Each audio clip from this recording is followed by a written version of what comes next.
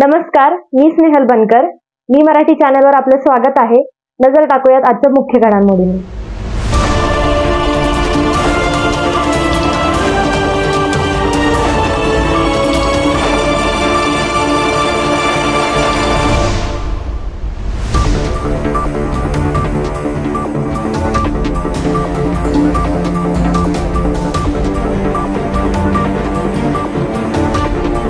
नमस्कार, मी मराठीमध्ये आपलं स्वागत आहे. आज आपण आलेलो आहोत शुभारंभ सोसायटी हडपसर या ठिकाणी. सोसायटीचं नाव आहे शुभारंभ, पण या सोसायटीचा जो आरंभ झालेला आहे तो शुभ झालेला नाही असं म्हटलं तरी खोटं ठरणार नाही. कारण की या सोसायटीमध्ये नगरपालिकेने कुठल्याही प्रकारची सुविधा दिलेली नाहीत आणि उलट त्रास देण्याचं काम महानगरपालिका या ठिकाणी करत आहे असा नागरिकांचा आरोप आहे.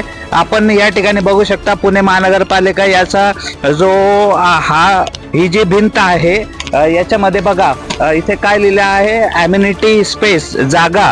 ही जागा ॲम्युनिटी स्पेस म्हणून आहे. आणि ॲम्युनिटी स्पेस म्हणजे काय, तर ॲम्युनिटी स्पेस म्हणजे या ठिकाणी शाळा, प्लेग्राऊंड किंवा जिम किंवा गार्डन अशा सुविधा असाव्यात.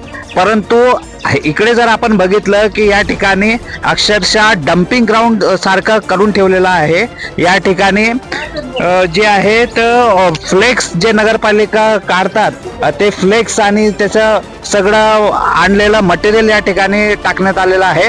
आणि याच्यामुळे नागरिकांना खूप त्रास होतोय. या ठिकाणी पाणी जमलेलं आहे, या ठिकाणी साप निघतात आणि डास वगैरे या ठिकाणी होतात. आता पावसाळ्यामध्ये नगरपालिकेची मोहीम चालू आहे जिथे आपलं डेंग्यू होऊ नये आणि ज्या ठिकाणी पाणी साचलं जातं अशा ठिकाणी फवारणी केली जाते नगरपालिकेकडून. परंतु या ठिकाणी जर आपण बघितलं मोठ्या प्रमाणात फ्लेक्स वगैरे आणून ठेवलेले आहेत. इथे पाणी साचतं आणि इथे डासांचा साम्राज्य या ठिकाणी सुरू झालेलं आहे आणि नागरिकांना खूप त्रास या ठिकाणी सहन करावं लागतंय. आणि आपण जर या ठिकाणी बघितलं तर इथून पाणी हा सोसायटीच्या आतमध्ये येतोय. सुरक्षा भिंतीला लागून पाणी या ठिकाणी आतमध्ये येतोय. जसं आपण बघितलं या ठिकाणी एक अनकवर्ड जो आहे तो नाला या ठिकाणी केलेला आहे आणि या नाल्यामधून जो पाणी जातो, पाणी साचतो, याच्यामुळे नागरिकांना त्रास या ठिकाणी होतोय. आणि आपण हा जर रस्ता बघितला, हे सगळे करदाते आहेत, या सोसायटीतले टॅक्स पेयर्स आहेत. आणि या ठिकाणी जर आपण बघितलं तर रस्ता नाही, तर नगरपालिका या सोसायटीचा वापर फक्त फ्लेक्स ठेवण्यासाठी करतं का? आणि नागरिक जे टॅक्स पे करतायत तो पैसा जातो कुठे?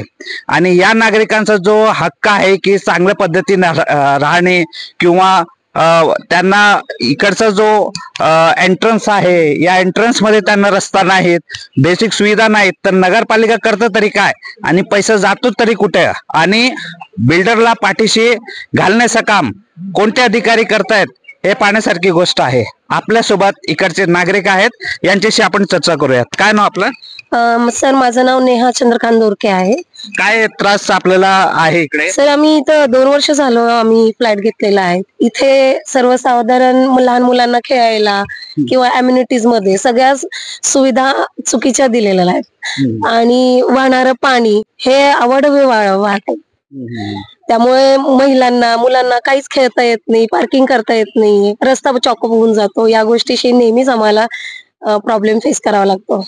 जसं आपल्याला माहित आहे की 3 दिवसापूर्वी जबरदस्त पाऊस पुण्यामध्ये झाला होता आणि आपण स्क्रीनवर बघू शकता की कशा प्रकारे इथे पाणी साचलं होतं. आणि पाणी साचल्यामुळे लहान मुलांना शाळेत जायला, लोकांना ड्युटीवर जायला, कामाला जायला खूप त्रास या ठिकाणी होतो. या संदर्भात अजून चर्चा करायला आपल्या सोबत या सोसायटीचे जे अध्यक्ष आहेत. नमस्कार. नमस्कार. काय नाव आपलं? मी सुनील जठार.